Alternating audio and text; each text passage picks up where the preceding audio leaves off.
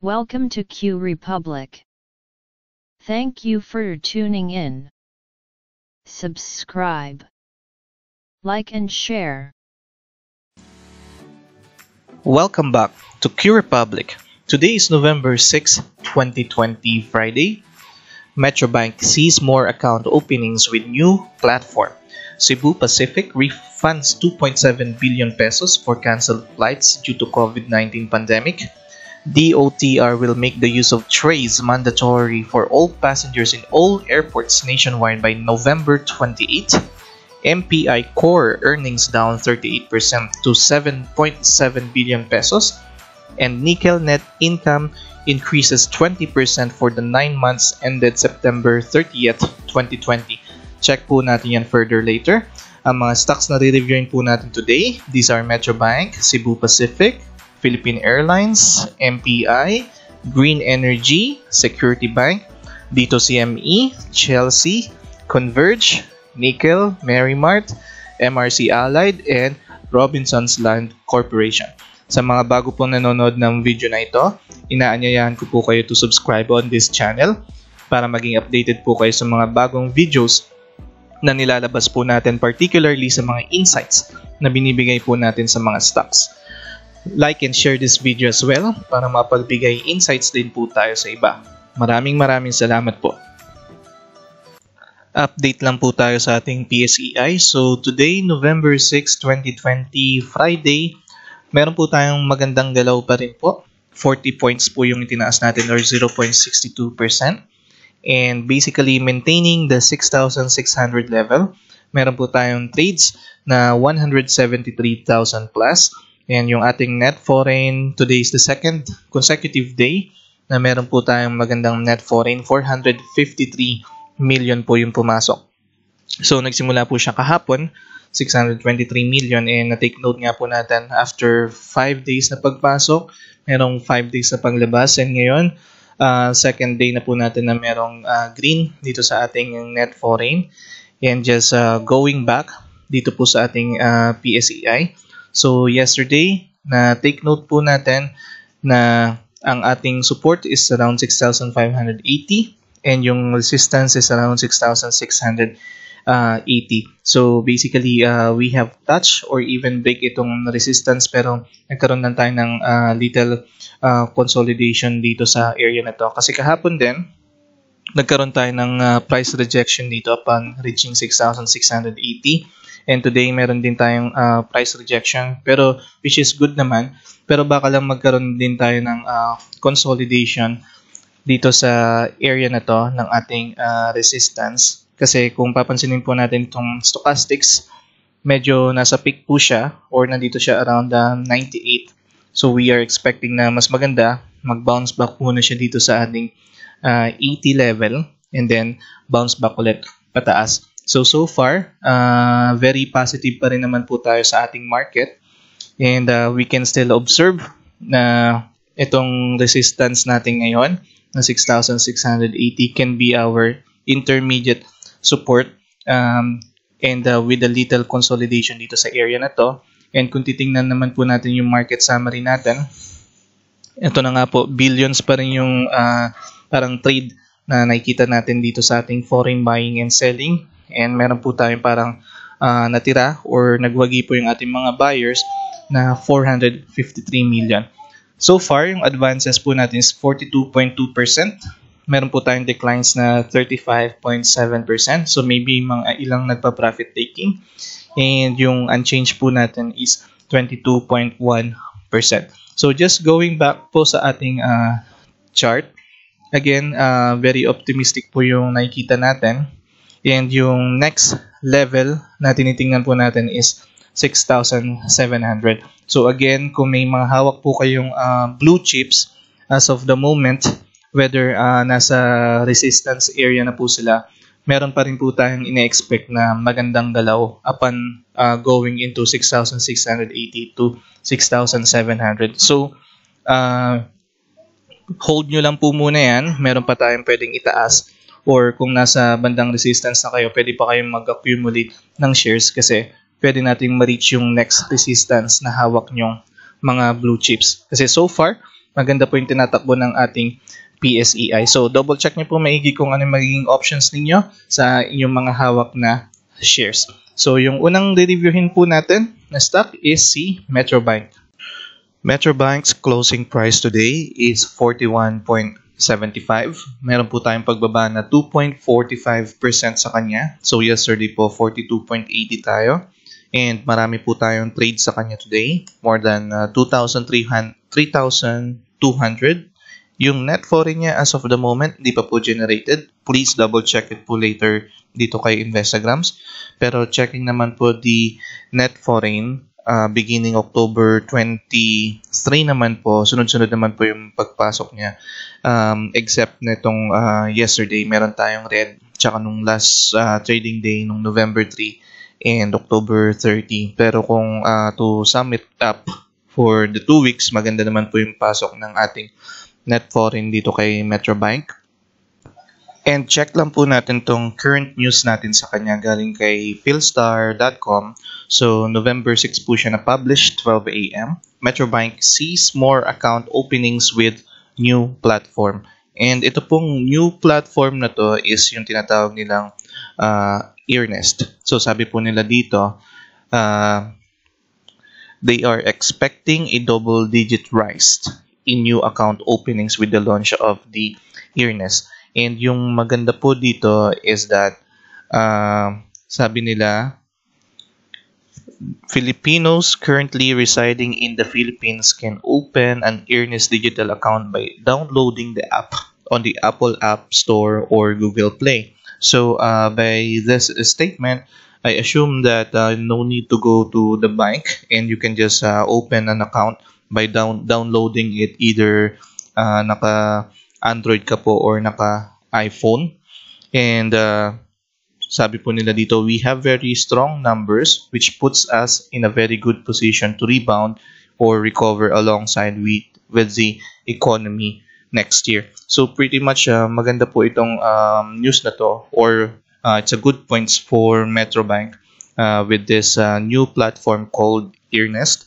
Please double check it further so you can read the full article under philstar.com.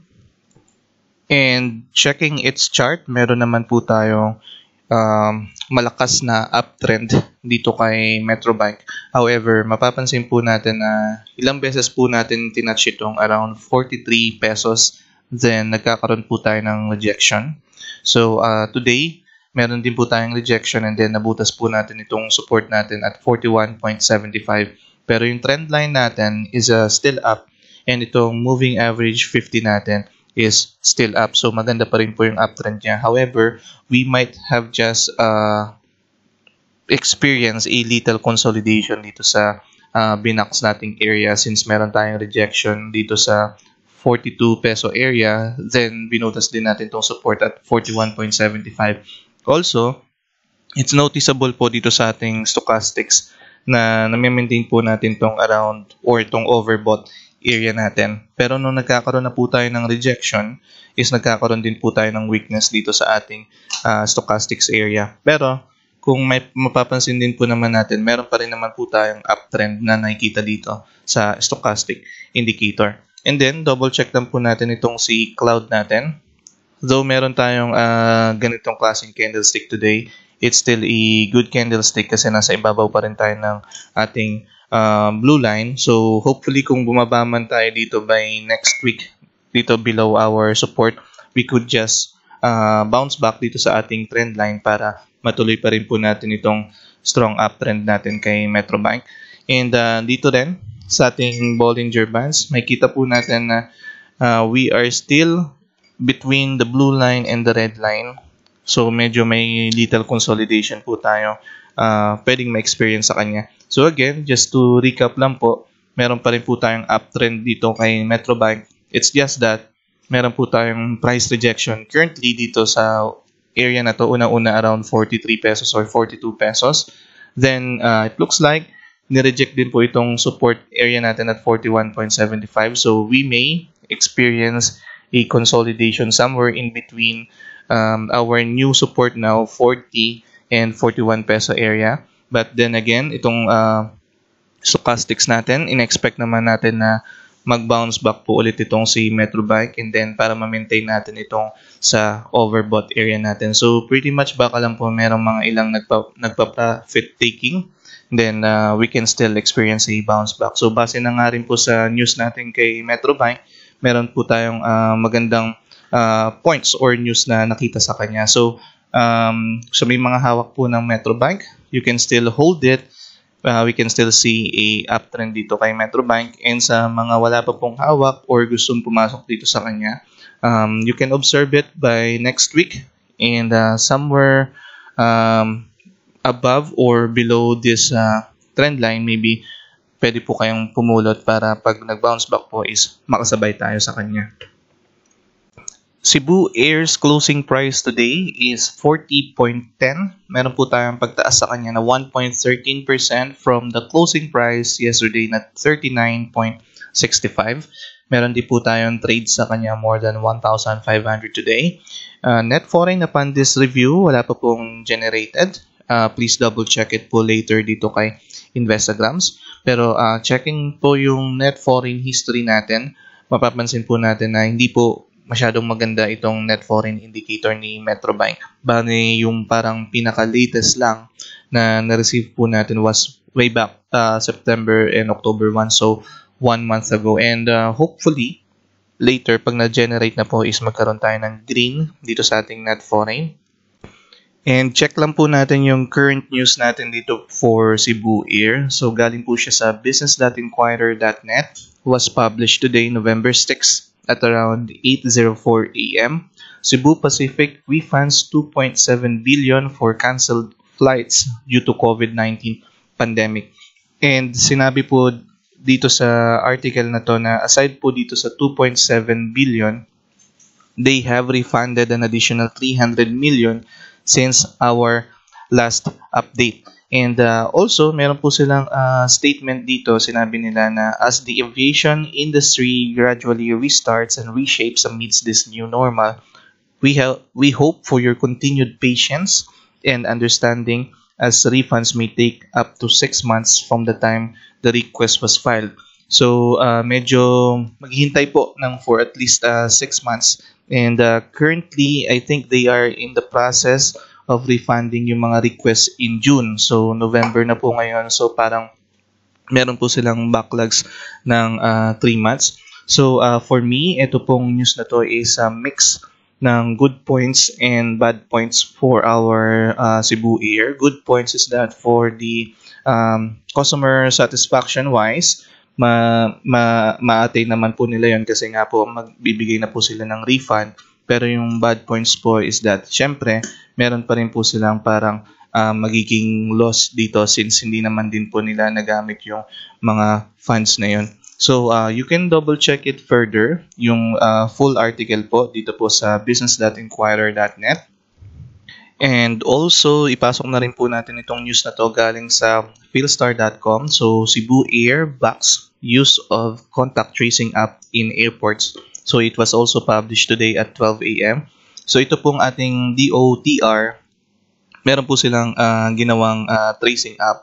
And yung tawag po dito sa tracing app na to is Trace. So, sabi po dito, will make the use of Trace, a contract tracing app that was co-developed by the Philippine Ports Authority and Cosmotech Philippines Incorporated, mandatory for all passengers in all airports nationwide beginning November 28. So, hindi lang naman po si Cebu Air yung may kinabang dito. So, basically, project po ito ng government, specifically ng DOTR. So, nag-produce po sila ng app na Trace to help po yung mga tracing app. So, check po natin dito yung further information. So, sabi po dito, Trace allows passengers to conveniently register an account on their mobile devices and scan QR codes at designated areas at the airport. So, magagamit po natin ito for the tracing app just in case man meron pong mag-come up na merong COVID-19 on a certain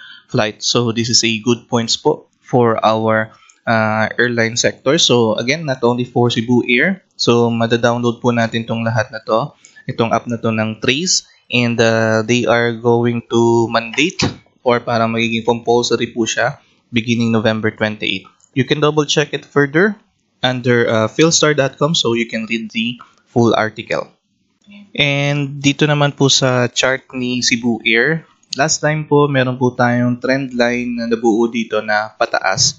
Pero nagbigay cautious din po tayo sa ating mga traders kasi po meron din po tayong mga instances na nag-trade tayo above the moving average 50. Kasi currently, nung last time na binasa po natin or niread po natin itong chart ni Cebu Air is nasa above din tayo ng EMA 50. So, we have given a cautious kasi meron po mga instances na bumababa pa rin po tayo dito sa EMA 50. So, baka hindi pa rin po magtuloy yung ginagawa ni Cebu Air and baka po maging 35 pa rin yung support natin and 40 pa rin yung resistance natin.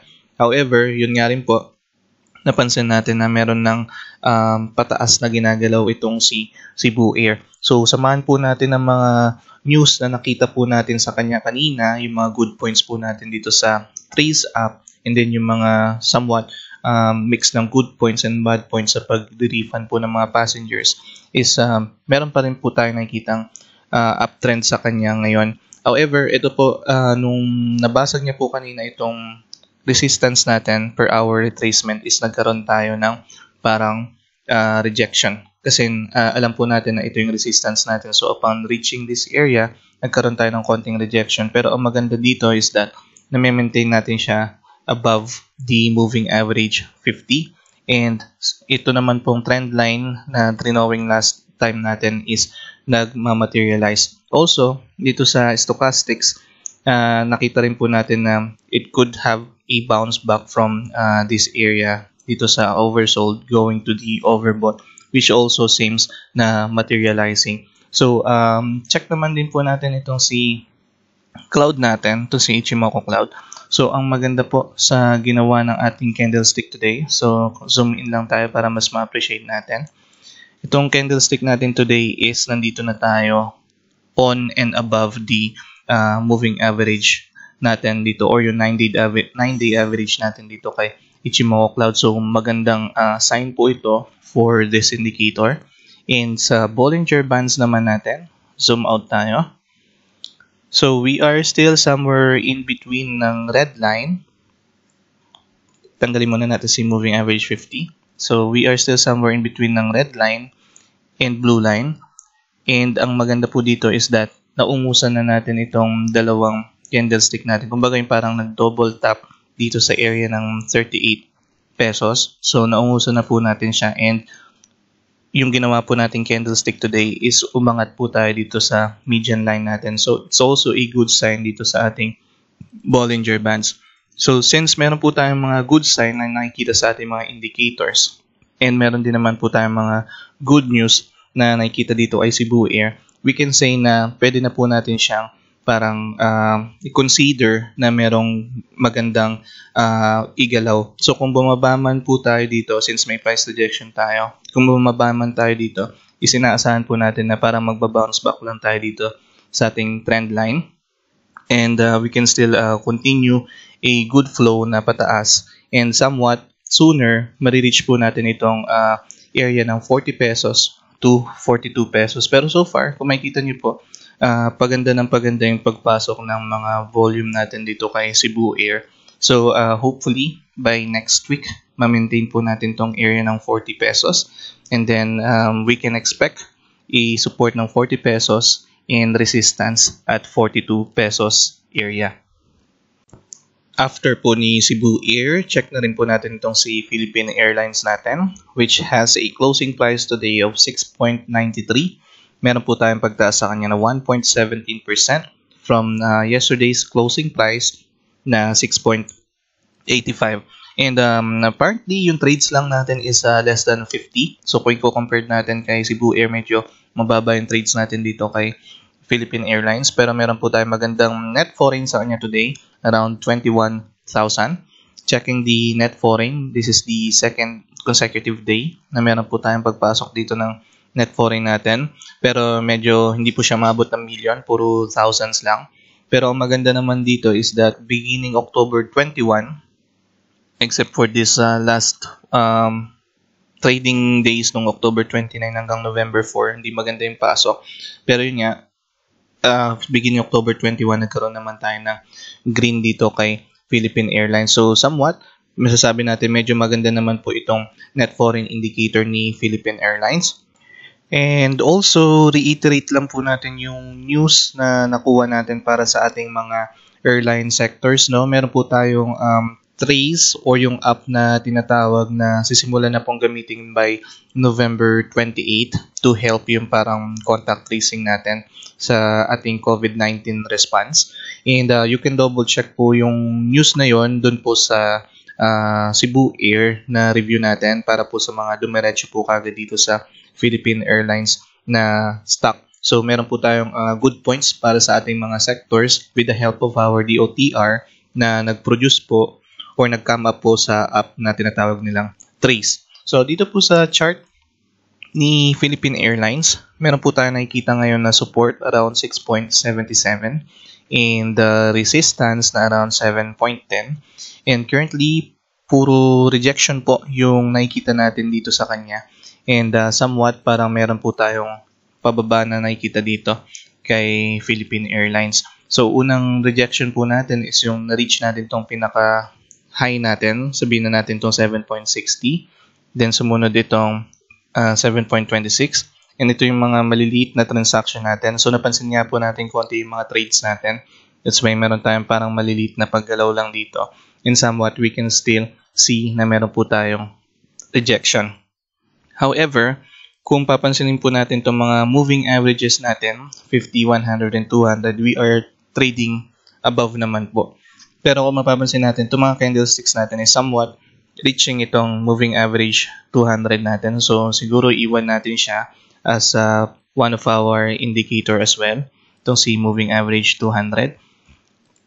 Then going back dito kay Ichimoku Cloud, ang maganda naman po dito is that nasa between siya ng blue line at ng red line natin. So indicating na meron po siyang parang consolidation na itatakbo.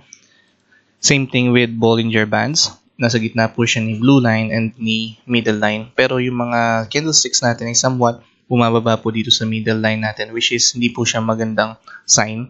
Pero since nakibabaw pa rin po siya sa ating mga moving averages, we can still say na magko-consolidate po itong si Philippine Airlines. So sa may mga hawak po ng shares dito kay Philippine Airlines, we can observe na baka bumaba pa po siya dito sa area ng ating support ng 6.77. So siguro i-highlight natin siya.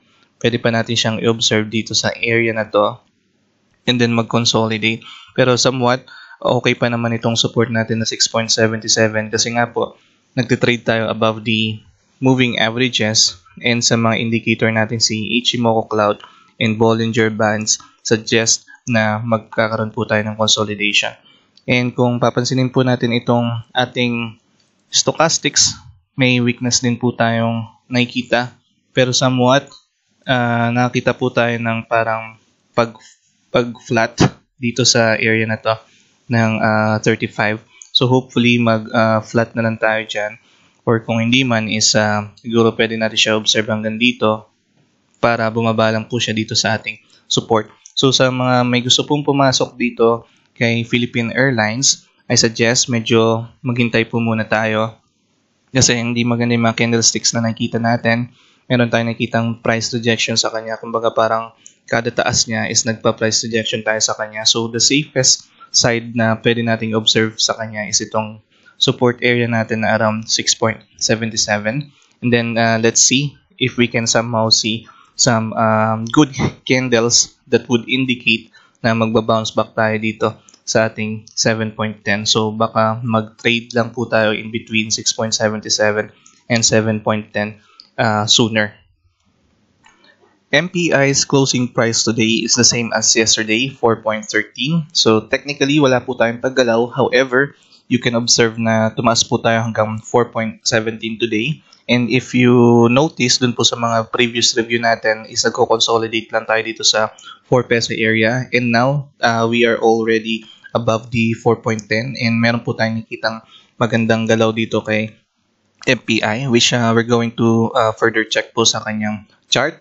And dito po sa trades niya, Meron po tayo more than 2,000 trades and maganda po yung pasok ng ating net foreign today, 10.97 million. That is after October 27 hanggang November 5. So meron po tayong unang magandang pagpasok sa kanya, especially ngayong month ng November. And check na rin po natin itong current news na nakuha ko sa kanya, which was published November 5 coming from the philstar.com. So MPIC core earnings down 38% to 7.7 billion pesos. So may statement po tayo dito galing sa CEO nila. The resulting quarantines reduced toll road traffic, closed and then reduced rail services, and decreased commercial and industrial demands for water and power, resulting in a 30% decline in contribution from operations. So kumbaga parang this is given already because of the COVID-19. So yun nga po, wala po tayo masyadong road traffic, so wala rin masyadong pumapasok sa ating mga tolls. Pero sinabi naman po dito ng kanilang CEO, we have come through the most difficult 9 months we have ever seen, and on the far side of it, we find ourselves in decent financial shape. In the third quarter alone, core net income reached 2.4 billion pesos, up 20% or 26% from the previous quarter. I expect this recovery to accelerate further in the final 3 months of the year, since unti-unti na nga pong bumabalik yung or nalilift yung ating mga lockdowns sa atin. So this is a mixed of good points and bad points for the MPI, kasi as a whole bumaba po yung kanilang earnings, pero specifically for this quarter compared quarter last year is may maganda po silang earnings. So you can double check this news further under philstar.com so you can read the full article. So dito po sa chart ni MPI, nasabi po natin kanina na nagko-consolidate tayo dito sa 4 peso area last time. So that was actually begun last month, October 8. And then we have observed na bumabalik din tayo dito sa 4 peso area until 4 November. Pero today and yesterday, or even the day before yesterday, nakita po tayo ng magandang galaw sa kanya. So somewhat itong ating trend line na drawing dito is hindi siya nagtuloy kaagad dito kasi kumbaga parang nag-consolidate pa siya further. So we can say na pwede tayong maka-observe ng ganitong klaseng trend line sa kanya if ever man mag-materialize. However, dito sa stochastics natin, may kita natin na okay din naman po yung mga buyers and sellers natin. Na-observe din naman po nila itong trend line natin. So currently, we are in the overbought area. And dito sa Ichimoku Cloud natin, may kita natin na sobrang expand po itong blue line sa red line natin, which is good. And itong last 2 candlesticks natin ay nasa ibabaw po ng blue line natin, which is also a good sign for this indicator. Also, per the Bollinger Bands, may kita po natin na parang meron tayong contraction dito sa area na to in these last 3 candlesticks. So, whenever we are having some parang contraction dito kay Bollinger Bands, meron po tayong parang entry signal sa kanya. So, hopefully, magtuloy-tuloy po ito kasi maganda naman po yung nakikita natin since nagtitrade din po itong ating si MPI above our moving averages. So strong naman po yung uptrend niya, and then meron din tayo nakita trending channel na ganito na pataas sa kanya. So we can observe na itong support natin na 4 peso area will be a good support, and then we are targeting this reward or resistance at 4.30 area. So sooner or later, marireach din po natin tong 4.30. Then we will see if we can proceed on the next stage, which is between 4.30 to 4.66. But for the meantime, ito pong si MPI is uptrend. Kung may hawak po kayong shares dito kay MPI, you can hold on and we can expect a reward into 4.30. And kung nagbabalak po kayong pasukin ito si MPI, you have an option whether you want to get a price from this low na around 4 pesos. Kung di nyo man po mahuli, maybe itong somewhere in between 4.08 or 4.10 will be good. Basta po, alam nyo lang po yung magiging risk ninyo, and yung reward naman natin is actually hanggang 4.30 area. So observe nyo lang po mabuti kung ano po yung pwede nyo maging option dito kay MPI. Green Energy's closing price today is 2.50. Meron po tayong pagbaba na slight lang, 0.40% from yesterday closing price na 2.51. Meron po tayong trades na more than 700. And meron tayong magandang net foreign sa kanya today, which is 1.5 million. And checking its net foreign indicator, this is the third consecutive trading day na meron tayong green dito sa ating net foreign. Pero kung papansinin din po natin itong ating history dito ng net foreign kay green, maganda naman po. Basically, maganda po yung pasok ng ating mga investors. And dito po sa chart ni Green Energy, may makikita naman tayong magandang galaw sa kanya. And we can actually draw a trend line para po dito kay Green Energy natin. And somewhat, nag-drawing na rin po tayo ng ating mga Darvas box dito sa ating kay Green Energy. So, prior reaching this area na 2.30 to 2.80, we have observed na nandito po tayo sa 2.03 to 2.30. And it looks like na 1, 2, 3, 4, 5 boxes po yung ginawa natin sa kanya. And currently, meron tayong 4 boxes as of the moment. And we are expecting yung 5th boxes natin to be somehow to become over here, and could be gumawa pa tayo ng isang box reaching this 2.80. So what I'm trying to say here is that meron pa rin po tayong magandang galaw na nakikita dito kay Green Energy. Samahan po natin itong ating stochastics na going up po dito sa ating overbought area, and yung mga moving averages natin, yung mga candlesticks po natin are trading above the moving averages. Per the Ichimoku cloud. Zoom in lang tayo dito sa area na to.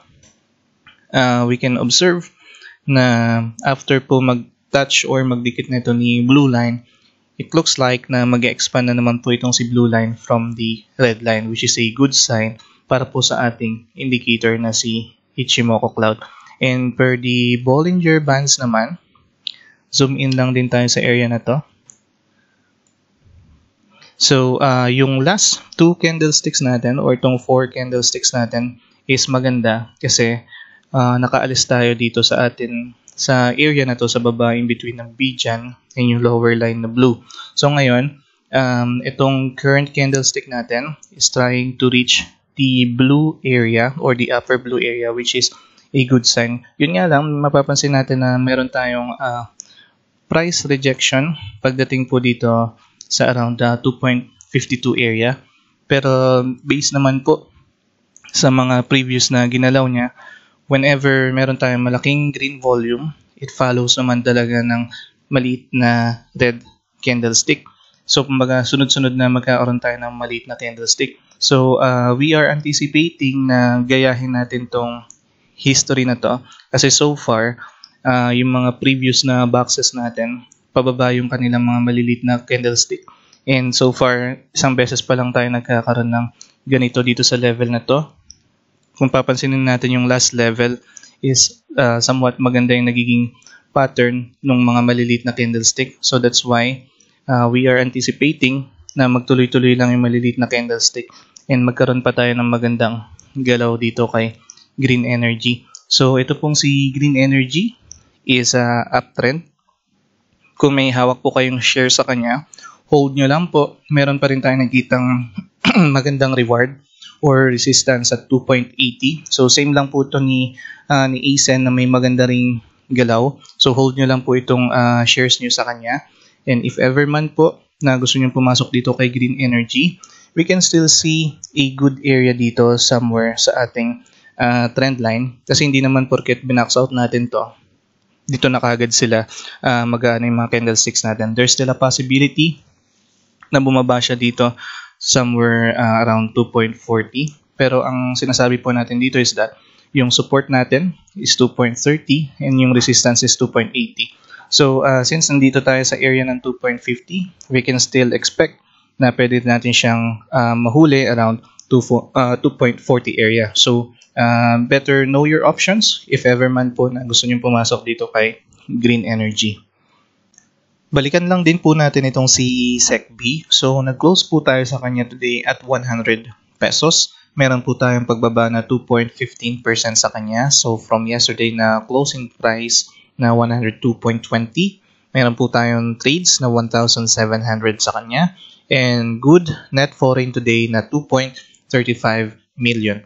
And mapapansin po natin na after nga po nitong October 14 to October 21 na sunod-sunod na green, nagsunod-sunod na red din po tayo from October 22 to November 3. Pero beginning naman November 4, we can say na sama na rin natin yung 5 and 6. Medyo naging maganda na po yung flow ng net foreign natin kay SECB. So hopefully by Monday, we can also observe another green dito sa ating net foreign.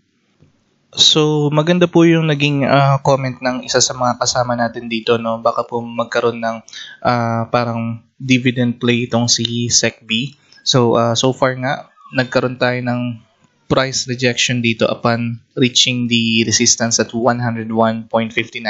Maybe we can say na isa sa mga dahilan yon dun sa dividend play natin. Pero so far, nakita naman tayo ng trend line na pataas dito kay SECB. Yun nga lang, we still need to be cautious kasi nga though nagtitrade tayo above the moving average 50, we can also observe na nag-trade tayo dito somewhere June 2020 and then nag-go below pa rin tayo ng moving average 50. But I'm not saying na mangyayari siya this time since maganda rin naman yung play ng ating PSEI. So ang pwedeng maging bias natin dito kay SECB is tumuloy kahit magkaroon siya ng price rejection dito. So if ever man magtuloy itong price rejection natin, we are expecting na mag-bounce back lang siya dito sa ating trend line. Then after ng bounce back niya, we can expect na ma-reach ulit natin itong resistance level natin going up. So we can say or we can have a speculation na magkaroon tayo ng uptrend dito sa ating SECB. Also with the stochastics, medyo maganda rin naman yung nakikita natin sa kanya. So hopefully ma-respect ng market, ng mga buyers and sellers natin itong stochastics. And per the Bollinger Bands naman, maganda na po yung current na candlesticks na tinatakbo natin since we are reaching the blue line and we are heading towards the red line ni Bollinger. And dito kay Ichimoku Cloud, nakaibabaw naman po tayo sa ating blue line. So yung mga indicators, especially moving average 50, supporting na medyo meron tayong pwedeng magandang i-play dito kay SECB, especially yung ating PSEI na pabor sa ating mga blue chips. So far, if may hawak kayong shares dito kay SECB, you can still hold on. There's a good probability that we can go into the next level between 101.59 to 110. But if you don't have any shares yet kay Security Bank and gusto nyo pong pumasok sa kanya, maybe pag bumaba po siya dito sa area na to, that will be a good area for you to buy. Or kung hindi naman, dito sa area na to could be a better option for you para once na umangat na po tayo sa next level is mas maging favorable po sa inyo. Balikan po rin natin si dito. So yung closing price po natin sa kanya is 6.11. Meron po tayong pagtaas sa kanya today na 3.74% from yesterday na 5.89. And then trades na sobrang dami, 28,000, more than 28,000. And meron po tayong magandang foreign sa kanya today na 13.8 million. So makikita po natin sobrang dami nating trades. Maybe because nag-low tayo dito sa 4.80. So marami or karamihan sa atin malamang na-hit po yung cut loss. So medyo marami po siguro nag-cut loss sa atin. That's why umabot po tayo dito sa 28,000 trades sa kanya since nga bumaba po tayo as low as 4.80 area. So dito naman po sa net foreign, yung week ng October 27 medyo hindi naging maganda yung takbo. Pero to sum it up pa rin naman po, maganda pa rin naman po itong net foreign indicator natin kay dito. So, kung titingnan po natin yung chart ni dito, medyo hindi po naging maganda yung pag-shake sa atin ng mga big players kung sino man po yung nag-shake na itong stock na si dito. Kasi kahapon nga po, hinighlight natin tong area na to na we are anticipating na mag-support siya dito and mag-consolidate dito sa next support natin na 5.65. Pero today, binasag niya po ito and even binasag niya rin po yung parang major support natin at 5 peso area. So, nasabi nga po natin marami tayong naging trades. 28,000 most likely nung umabot na po dito sa area na to is na-hit na po ng todo yung cut loss. So, medyo siguro yung iba is nag-cut loss na. Pero ang ginawa po is actually nag-bounce back po siya. So, kahapon nasa oversold area tayo. So, November 5, oversold area po tayo sa stochastics. And then today, nag-end tayo ng 57 heading towards the overbought area. So, medyo hindi po maganda yung ginawang pang-shake. Talagang marami pong pinalabas. Then, bumalik po siya dito sa support or yung immediate support natin kahapon at 5.65 with a good candle stick and good volume. And kung papansinin natin si stochastics, hindi pa siya overbought area. So, if ever man, may chance pa. Ngayon is nakikita natin na may chance siya na ma-reach itong area around 6.16 na ating resistance and may chance din mabutas siya. Dito sa Ichimoku Cloud, kung magzo-zoom in tayo, so makikita po natin na itong blue line natin already crossed down. So meron na po tayong ina-anticipate na downward movement sa kanya kung di lang po nangyari yung parang candlestick natin today. And sa Bollinger Bands naman natin, almost bumaba na rin po tayo sa lower line or lower blue line natin. So, indicating na strong yung parang pagbaba or downtrend ni dito. So, medyo may ibang play po talaga na nangyari ngayon. May mga shinik po and then bumalik po tayo dito sa area na to. So, to sum it up, ito pong area na 5.60 ngayon, nakahapon is parang immediate support natin na medyo weak. Ngayon nakikita natin siya, immediate support na medyo strong na. Kasi there's a possibility na mag-consolidate na tayo dito sa area ng 6.16 or we can even break it. Kasi nga, dito sa stochastics natin, meron pa tayong itataas. Wala pa tayo sa overbought area. So far, kung may hawak kayong shares dito hopefully is hawak nyo pa rin siya, hindi tayo na shaken out dito kasi we can now observe, kumbaga 3 beses natin siyang tinouch ngayon, October 2, October 8, and then November 6. So somewhat immediate support na strong na siya, and then bumalik nga tayo dito sa mga area kung saan nagtatalo yung mga buyers and sellers natin. That's why we can observe na kung hindi man niya tuluyan mabasag ito is we can observe na mag-consolidate tayo dito sa area na to. Balikan na rin po natin si Chelsea. So like dito, meron din po tayong pagtaas sa kanya na 5.26% naman dito kay Chelsea. So kahapon, 4.94. Ngayon is 5.20 tayo. Trades, more than 2,000. Net foreign natin, negative 547,000. This is the second consecutive day na wala tayong support dito sa indicator natin. Pero just like dito, maganda rin po itong history ng ating net foreign para kay Chelsea. And kung titingnan din po natin itong chart ni Chelsea, medyo hindi rin po maganda yung pang-shake na ginawa ng ating mga big players dito. So kahapon, na-observe na po natin itong candlestick na to na na-break itong support na 4.97. So we have noted na weak po itong support natin. It's an immediate support with a weak na pwede natin masabi dahil po binasag niya po ito, and we are anticipating yung candlestick niya today na bumaba po dito sa ating next support na 4.43. So pretty much ginawa niya nga po yun, pero kagaya rin po ni dito, nag-bounce back din po siya. So nasa oversold area tayo kahapon, November 5. Then ngayong araw na to, nag-bounce back po tayo dito sa stochastics 46 natin. And just like dito, itong mga candlestick natin kahapon is still playing over the moving averages. So ito na lang po yung actually natitirang indicator natin na parang nagiging support natin kasi si Cloud at saka si Bollinger Bands, iba na po yung sinasabi. Pero sa moving averages natin, nagtitrade pa rin tayo above. Same with dito stock. And today, yung candlestick natin, almost na ma-break natin itong moving average 50. Pero nag-bounce back po tayo and we are still trading above the moving average 50.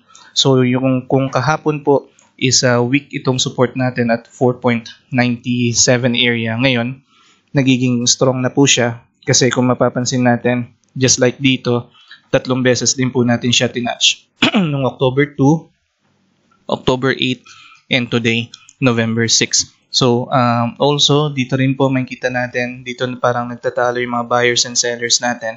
So, if ever man po na hindi matuloy yung ating pagbasag dito sa 5.30 area na ating resistance, we can observe na mag-consolidate tayo dito. And kung papansinin po natin si stochastics from the oversold area, nandito tayo ngayon sa 45 level. So, meron pa tayong pwedeng itaas to overbought area. So again, there's a possibility na ma-reach natin itong 5.30 area. Pero kung mabibreak man, di pa natin alam. Kasi ito yung area kung saan nagtatalo yung mga buyers and sellers. So we are anticipating na pwede rin tayong magkaroon ng consolidation dito sa area na to. Same with dito. So yun yung i-check po natin by next week. Converge's closing price today is 15 pesos. Meron po tayong pagtaas na 0.13%. So kahapon 14.98. And then trades natin today is 4,600. And net foreign na maganda, 12.58 million.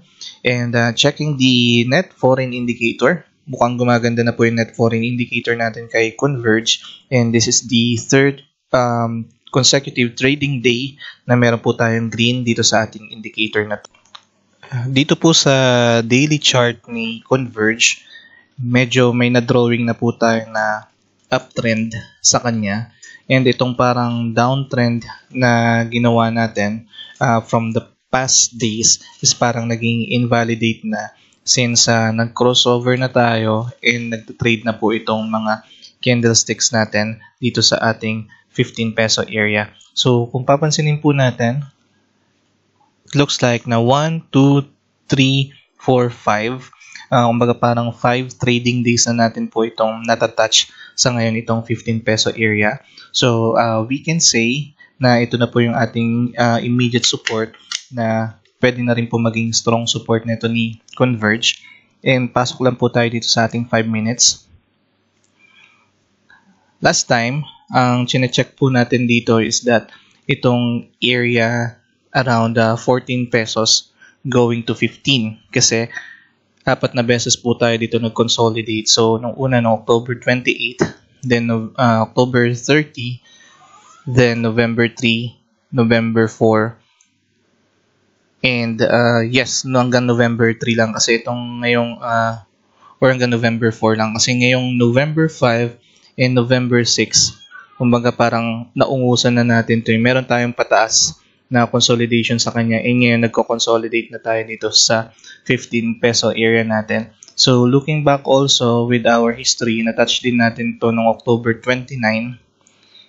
And then, na-touch din natin to somewhat noong October 26 na time. So ito yung parang nagkaroon tayo ng pagbaba sa kanya or ito yung parang unang listing date natin sa kanya noong October 26. So dito tayo nagtalo yung mga buyers and sellers hanggang sa bumaba nga po siya dito somewhere 13 pesos. Pero ngayon, ang current na tinatakbo po niya and masasabi po natin na support niya ngayon is 15 peso area. So I think this will be a good time na pasukin itong si Converge. I think itong 15 peso natin will be good na kasi nga itong trend line natin na drawing sa daily, ito yon. So may pataas tayo nakikita sa kanya and yung downtrend na nakikita natin sa kanya, it looks like tapos na. So if ever nagpaplano kayo mag-invest or even trade dito kay converge. Itong 15 peso area will be a good area.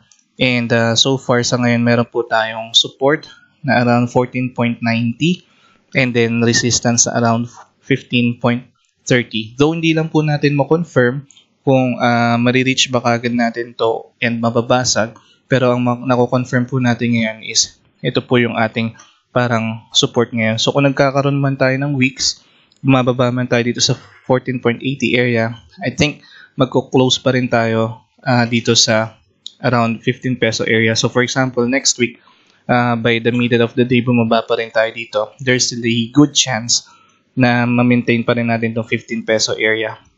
So what I'm trying to say is that itong 15 peso area, kung gusto natin mag-invest or mag-trade, will be a good area. And kung papansinin din po natin, itong stochastics natin, wala pa po siya sa overbought area, so meron pa po tayong pwedeng itaas sa kanya. So check niyo po yung options niyo kay Converge if ever man may hawak kayong shares or gusto niyo bumili ng shares sa kanya. Nickel's closing price today is 4.10 pesos. Meron po tayong pagtaas na 2.24% from the closing price yesterday, which is 4.01 pesos. Meron po tayong trades na 1,100 plus. And then, meron po tayong magandang net foreign sa kanya today na 48.59 million. And checking the net foreign indicator, beginning October 28 up until today, consecutive po yung pagiging green or pasok ng ating mga foreigner sa kanya. And meron din po tayong nakitang press release para kay Nickel Asia. Ang sabi niya po dito is Nickel Asia Corporation announces financial and operating results as net income increases 20% for the 9 months ended September 30, 2020. So, in-announce po nila yan today, November 6, 2020. And sinabi po nila dito is the jump in earnings during the first 9 months of the year was due primarily to much improved ore export prices. So, yung mga metals or yung mga minerals na na-export or na-extract po natin.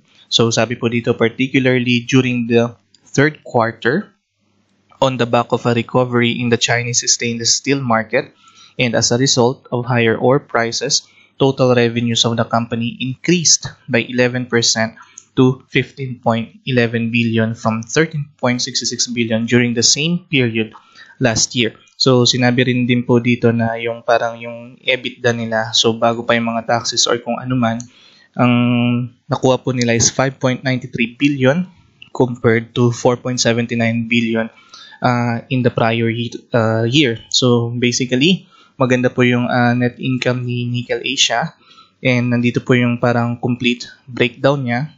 You can check it po further dun po sa news na link kay Investagrams.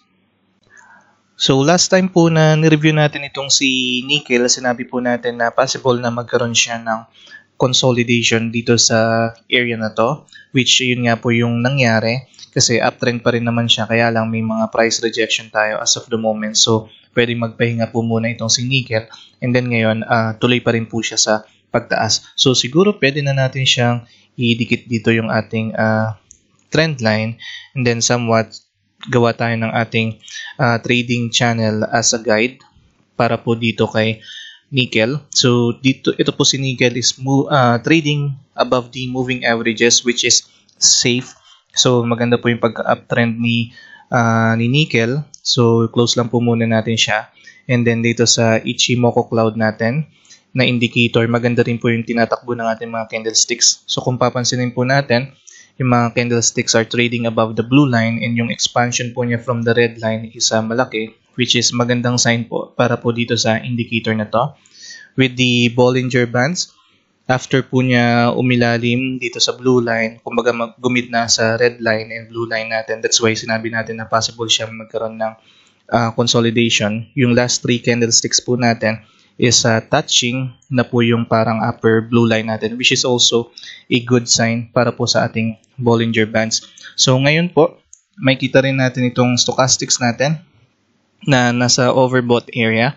So siguro medyo mag-bounce back lang siya muna konti dito kasi medyo mataas na po itong stochastics natin. Kumbaga parang di pa siya nagba-bounce back, hindi pa masyadong nakakahinga. So baka maka-observe muna tayo ng parang little consolidation din po dito sa area na to. Then, tsaka tayo akit dito sa 4.30. So, ngayon po, ito pong support natin or yung area natin sa kanya, we have a support at around 3.70 and resistance around 4.30. Kung may hawak po kayong shares dito kay nickel, hold nyo lang po. Maganda po yung pagka-uptrend natin dito kay nickel. Kung gusto po natin pumasok dito kay nickel, pwede pa rin naman since strong uptrend pa rin siya and there's still a high probability na mabasag natin tong 4.30 area. Kung sakali man po maabangan nyo siya around dito sa 3.90 area, mas maganda. Pero kung hindi man, and then medyo nag-aalangan kayo mabasag itong si 4.30 area, maybe you can observe first kasi nasa kalagitnaan na nga naman tayo ng ating retracement. So medyo kung trading yung habol natin na parang ilang days lang is mag-trade tayo, medyo hindi siya applicable since nasa gitna na nga po tayo ng ating retracement. Pero sa may mga hawak po ng shares na to, it's still good. So we can observe na ma-reach natin tong 4.30 area and we can even break it. So let's check po siya sa darating na next week. And then yun nga po, medyo yung stochastics natin medyo hindi pa nagba-bounce back. So baka magkaroon muna po tayo ng consolidation dito sa area na to. Balikan na rin po natin si Merrimart. So nag-close po tayo today at 3.85. May pagbaba po tayo ng 0.77%. So kahapon 3.88 tayo. Meron tayong trade sa kanya na 3,200. And net foreign na maganda today na 41,000. So this is the second consecutive day na may maganda tayo dito sa ating net foreign. Pero generally speaking, maganda po itong net foreign natin para kay Merrimart. So, na-observe po natin kahapon na upon reaching itong ating resistance around 3.93 area is nagkakaroon po tayo ng rejection. That's why nag-box out po tayo ng area dito kung saan pwede natin siya ma-observe na parang huminga or mag-bounce back muna since nagkakaroon nga po tayo ng price rejection. So, today, nakakita tayo ng consolidation pa rin dito sa area na to. It tried to reach the same resistance at 3.93 pero meron pa rin price rejection. Siyempre, alam na po natin na meron pong pa-profit taking sa kanya. Kumbaga, ito kasi yung reward na maganda ngayon, 3.93. So, maybe by next week, we can still observe na mag-consolidate pa rin tayo dito sa area na to. Kasi kung papansinin po natin tong stochastics, medyo hindi pa po siya nakakahinga or nagba-bounce back dito. So, little bounce back lang muna. And siguro bago tayo tumuloy dito sa 3.90 to 4.15 area natin. So itong si Merrimart, strong uptrend din po siya. Nagtitrade siya above our moving average 50. So siguro maglagay na rin po tayo ng ating trading range sa kanya.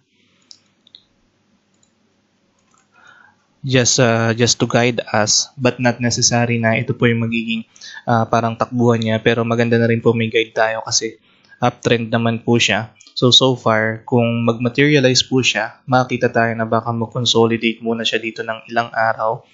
Kumbaga parang ma-widespread lang po itong ating trading channel then bago tayo tumuloy.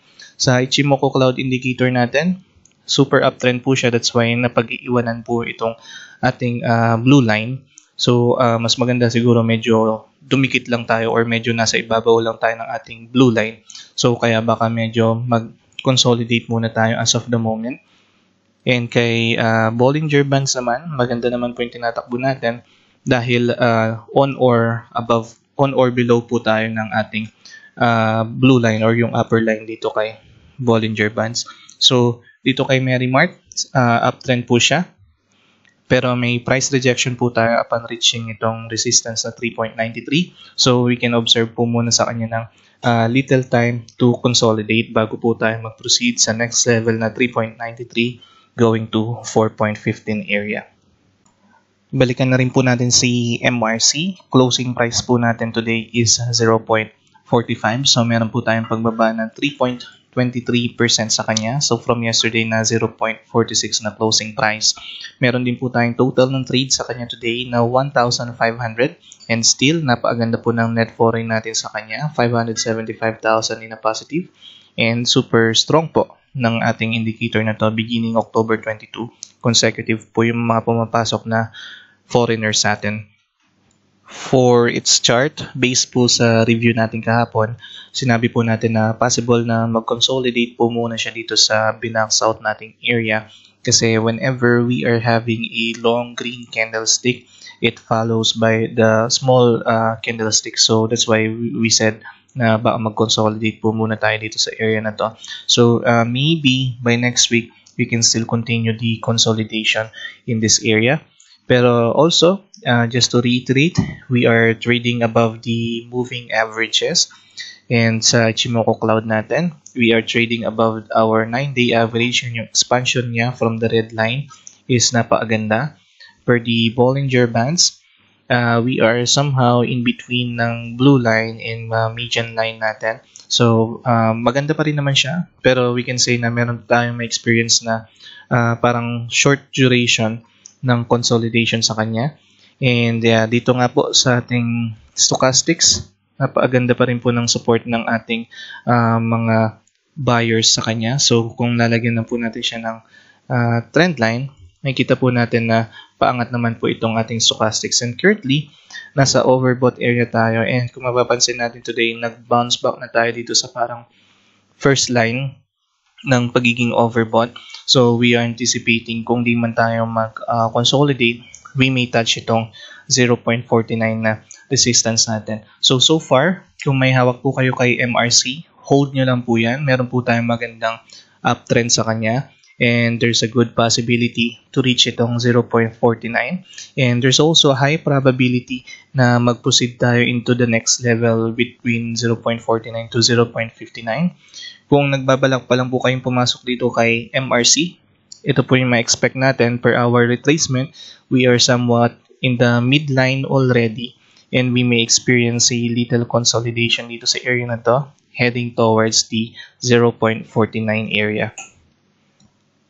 RLC's closing price today is 16.80. Meron po tayong pagtaas na 2.44% from the yesterday's closing price, which is 16.40. Trades na more than 2,200 and napakagandang net foreign today na 13.88 million. So check po natin itong ating net foreign indicator. Today is the 4th consecutive day na meron po tayo green dito sa ating net foreign indicator. So maganda po yung start ng November para po sa ating RLC. Pero kung titingnan din po naman natin, nag-start po yung magandang flow ng ating net foreign indicator since last month, October 9. So, currently, dito po sa chart ni RLC, meron po tayo nakikitang support around 15.40 area and resistance around 17 peso area. So, maganda po yung naging observation ng isa sa mga kasama natin kasi upon checking, I think nung November 4, nagtanong po siya sa atin kung going bullish na po itong si RLC and then may maganda naman siyang chance, I said kasi before po kasi ito pong si RLC is nagte-trade below moving average 50.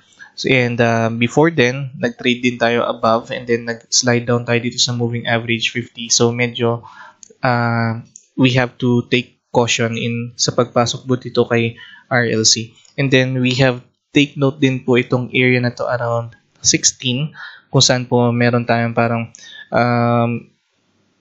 price rejection, major price rejection kasi meron tayong 5 trading days na nagre-reject dito sa area na to. So ngayon po, beginning kahapon and today is nabasag na natin siya. So checking back itong cloud natin, maganda po yung tinatakbo ng ating mga candlesticks as of the moment kasi nagkaroon po tayo ng entry signal sa kanya actually no October 21. Kaya lang, yun nga po, nagkaroon tayo ng price rejection and we even cross over the blue line and red line and yung mga sumunod na candlesticks ay masyadong mahina. So, we have concluded at that time na medyo hindi maganda yung pasok ni RLC and baka bumaba na naman po tayo sa ating moving average 50. Pero, but what happened, nung nagkaroon po tayo ng magandang galaw sa ating PSEI, sumabay po itong si ating RLC and ngayon po is uptrend na po yung tinatakbo niya. Per the Bollinger Bands as well, maganda na po yung tinatakbo niya beginning November 4 good observation po. So ngayong araw na to is we are touching this upper line already ni Bollinger Bands, which is a good sign for this indicator. And double check na lang din po natin itong stochastics natin. We are seeing a good indicator po dito ng ating mga buyers and sellers. Kasi po parang mini-maintain natin yung pag-angat dito kay RLC. So far, maganda na po yung nagiging galaw ni RLC. And if ever man po, siguro pwede tayong mag-drawing na parang trading channel sa kanya that we can observe. But again, this is not necessary na ito po yung mangyayari. Kumbaga parang guide lang po natin siya since uptrend po yung nakikita natin sa kanya. Pero so far, ang pinaka nakikita natin sa kanya, there's a big possibility by next week to reach itong 17 peso area. So kung may hawak po kayong shares kay RLC, hold nyo lang po yan. Maganda po yung tinatakbo niya. Kumbaga parang nag-restart po tayo. Kasi parang yung after failure or parang after ng panghihina natin dito, around October 29, October 30, nagkaroon po ulit siya ng strength. So there's a big possibility na ma-reach natin tong 17 area or even break it. Kung gusto niyo naman pong pumasok dito kay RLC, medyo nasa median na rin po tayo ng ating retracement. So yun lang po yung observe ninyo, and we are already reaching the resistance at around 17 pesos. So check niyo po maigi kung ano po yung magiging options niyo kay RLC just in case may hawak kayong shares or gusto niyo pong bumili ng shares sa kanya. And that's it for today. Kung nagustuhan niyo po itong video na ito, please like it and share it as well para mapagbigay insights din po tayo sa iba. And sa mga bago pong nanonood ng video na ito, inaanyayahan ko po kayo to subscribe on this channel para maging updated po kayo sa mga bagong videos na nilalabas po natin, particularly sa mga insights na binibigay po natin sa mga stocks na nire-review natin. Maraming salamat po. Happy weekend. I'll see you soon. Q Republic.